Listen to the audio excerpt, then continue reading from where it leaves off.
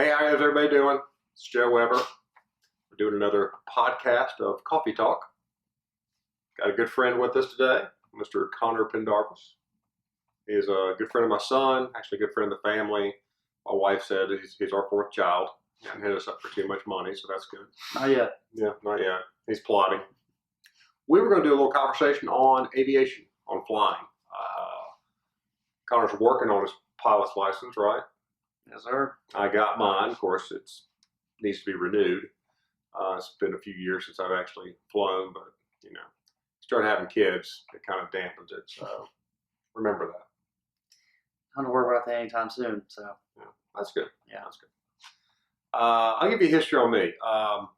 Aviation's kind of always, I think sometimes you're born. I always say it's in your blood. My dad was a commercial pilot for Eastern Airlines, if you remember them. And he flew 30, 35 years until I think they finally dissolved the company with a strike, but that might be another story. I remember being a little kid and my mom would actually drive me to the Atlanta airport. Back then you could actually literally almost get on the runway. They had like a little dinky, like a chain link fence like most people have around their house. But she would drive me to the end of the runway. A lot of times when I wasn't feeling well, and just sit there, and I'd sit there for hours and watch planes take off and land. So thanks, Mom. Appreciate that. that's cool. It's And a then- lot different now. You Oh, can't yeah. go anywhere near a runway. No, not at all. That's crazy. Actually, they didn't even start security for the airlines until like 1972, I think, right around there. So before that, you could get on with a handgun or whatever you want. Of course, they Wow. smoked on the plane, which Yeah. is amazing. Wow. But they finally started security after some hijackings. And Yeah. And then it vamped it up after 9/11. exactly. But I remember, like with my dad, sometimes I'd fly with him, and we'd park in one of the parking decks. It was Eastern. Get on a bus and drive right through the gate. He'd go to what's called crew schedule, get Yeah. the weather report all on paper and all that. And then a couple times when we take an elevator or some stairs up to the terminal, and we'd walk in, I'd look, and the security's like 100, 200 feet. We were already inside security. So, Wow. of course, I'm like 10 years old, so like big deal. Like I'm gonna do anything. But yeah, I always wanted to fly, and it's funny. I kept putting it off, and then, in a sad way, but it was fun. We got to spend some time together. My dad got diagnosed with a cancer, and it was incurable.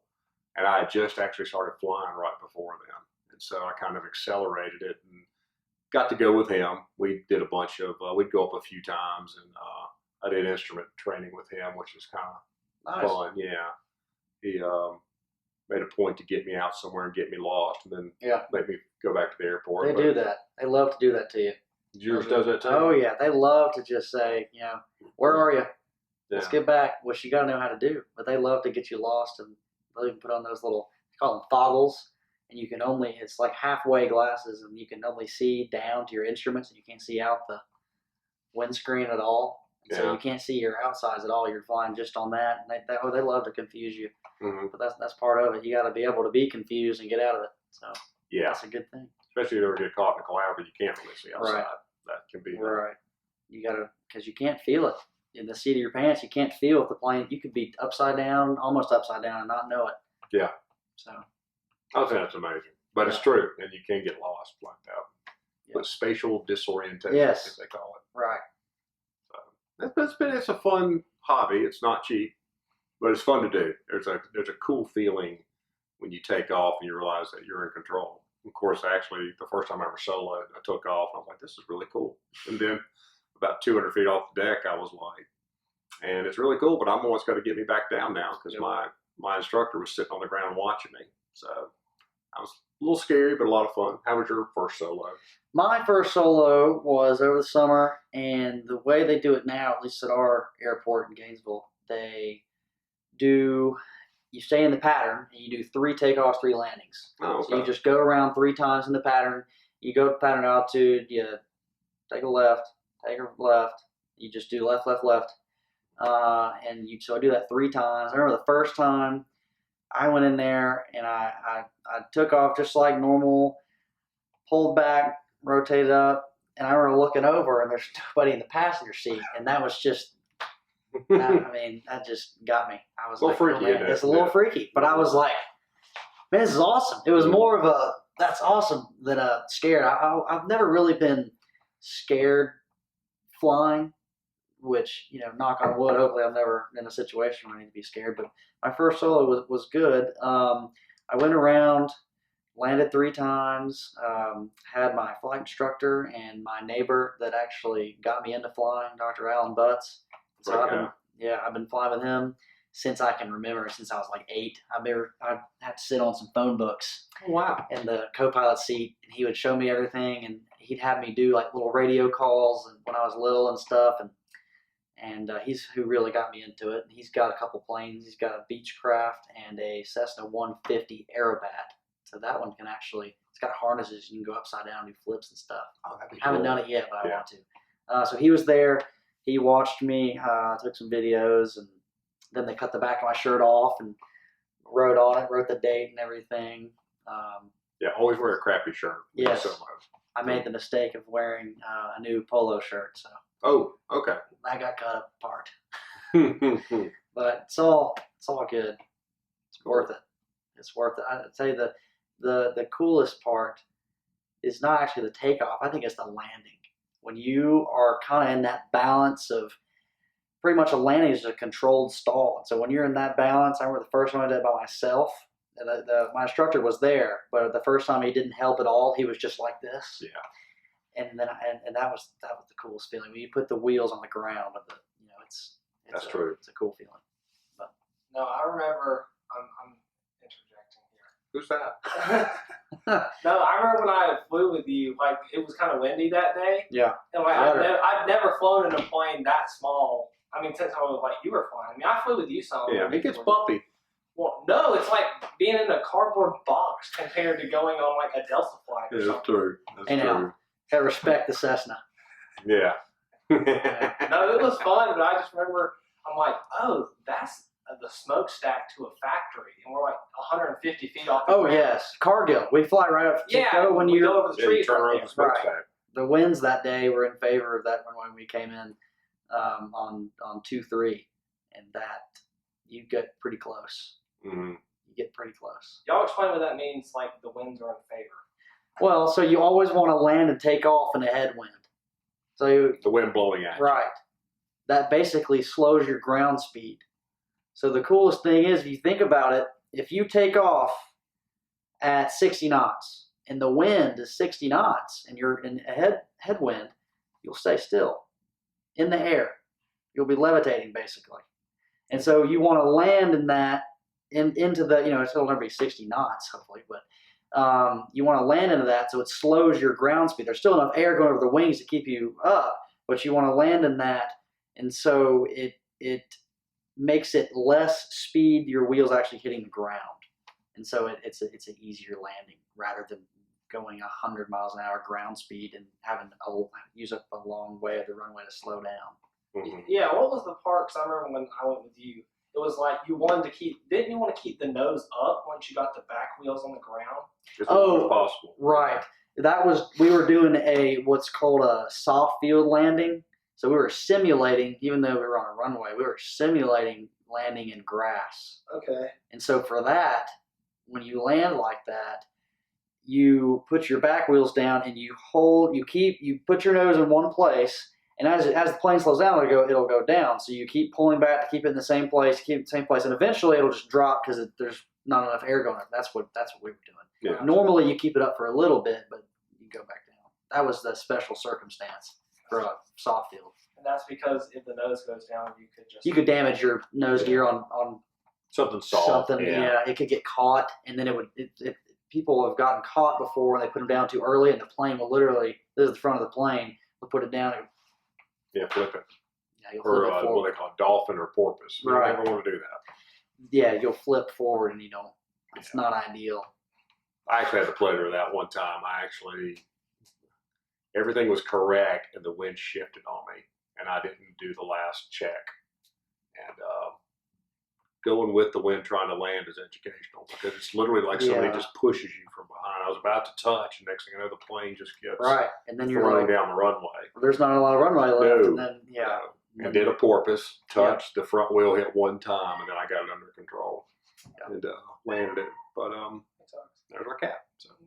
Very professional video here. So. Okay. Hello, Tux. I guess he wants to be in the video, so here we go. All right, this is Tuxedo. Tux was found in our barn. Wasn't that correct? He adopted us. He adopted us. Wonder why his name Tuxedo. Looks like a tux. But cool cat, man. Skinny as a rail at the time. They say you're overweight now. But you know, he's like everything else. He runs the show like cats are. Cats are kind of a pain in the butt, really, because it's nothing personal, dude. But you know, dogs you can put outside. Cats, they're gonna let you know continually. But yeah, Like he just did. yeah. He got himself in the video. I actually wanted to get a video or a picture of him before we cut out of this, and so Tux wanted to come in the video. But he's cool. He's a cool cat. I've never been a cat owner. Could not stand cats. And the first cat I had lived almost 18 years, and her name was Chloe, and she was cool.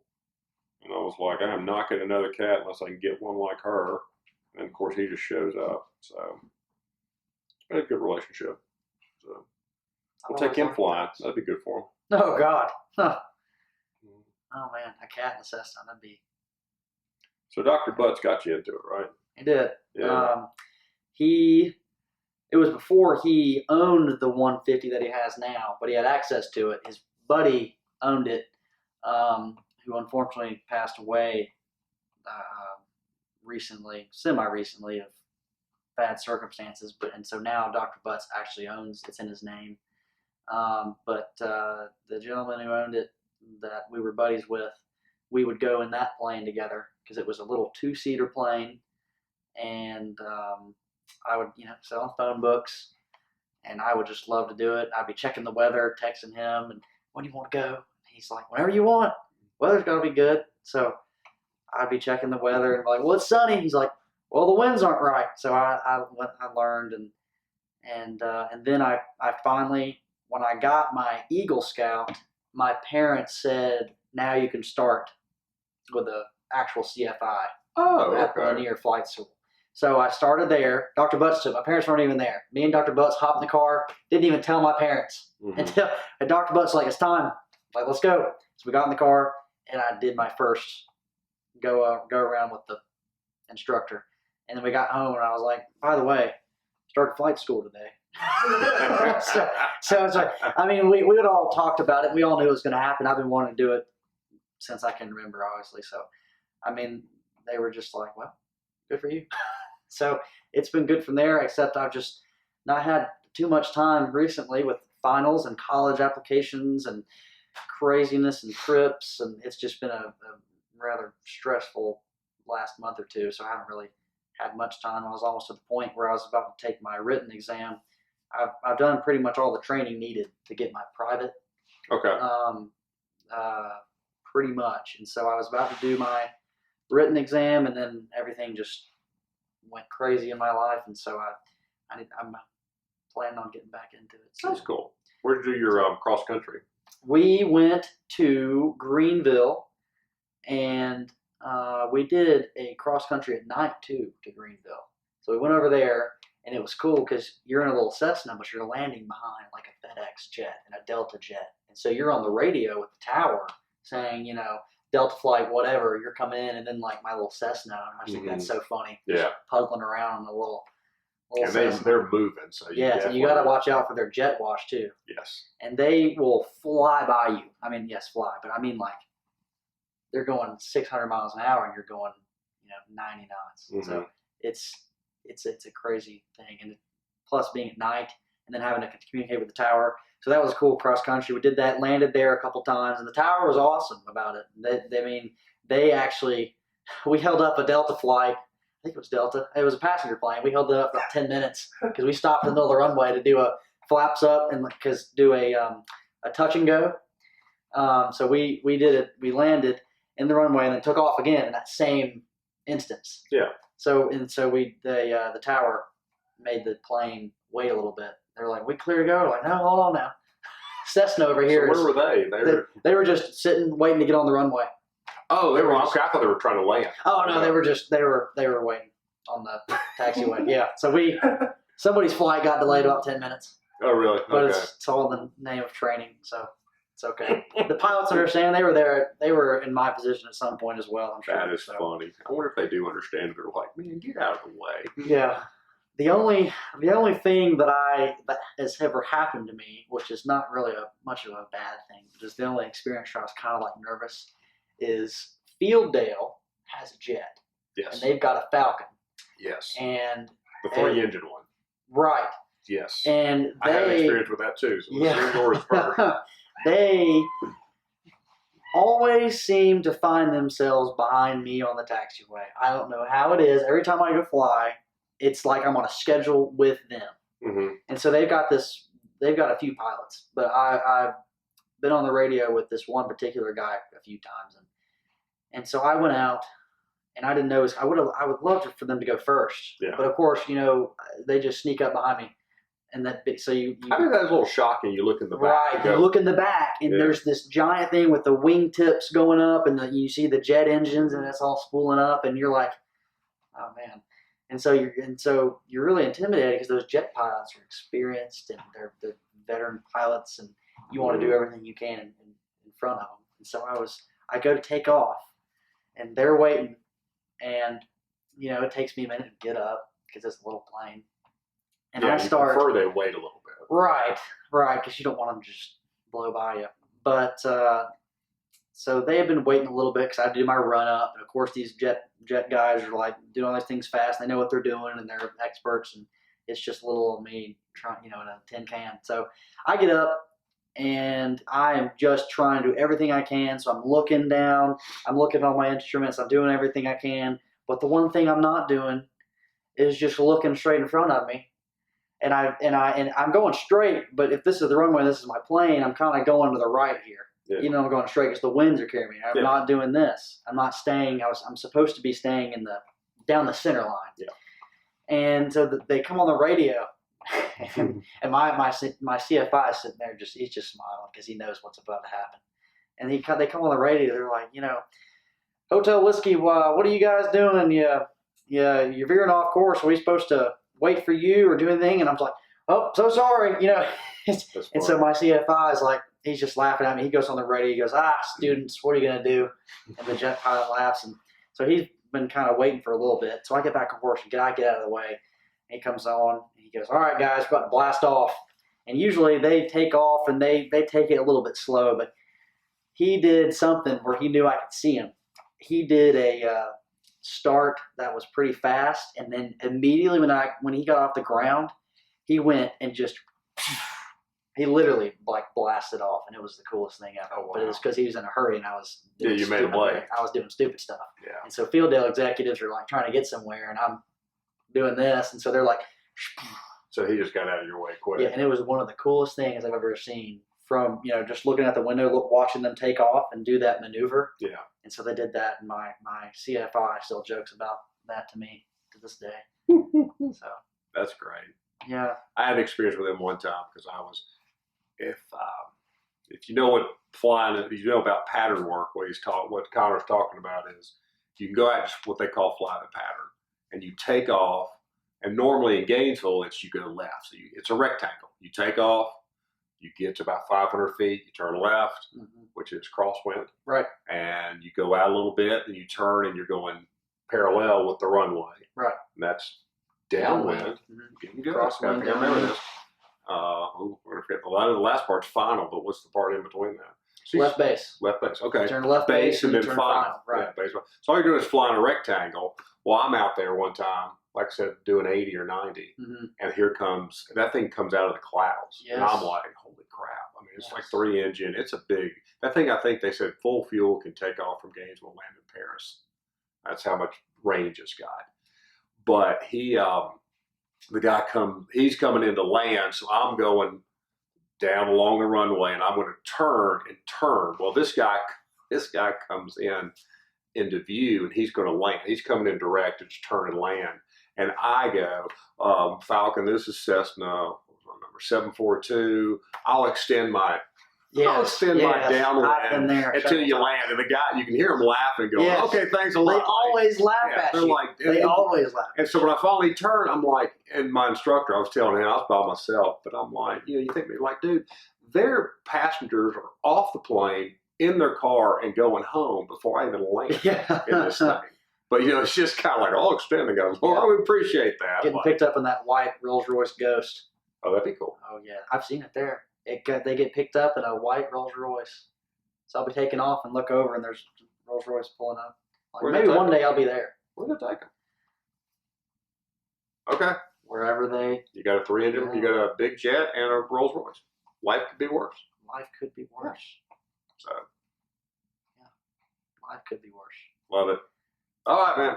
Yeah. Anything else you want to talk about? We're flying. I think that's it. Yeah, that's a good story. Love it. We appreciate it. Thanks for watching. If you made it this far, we really appreciate it. And we'll be back on soon. Connor, thanks a lot, man. Appreciate it.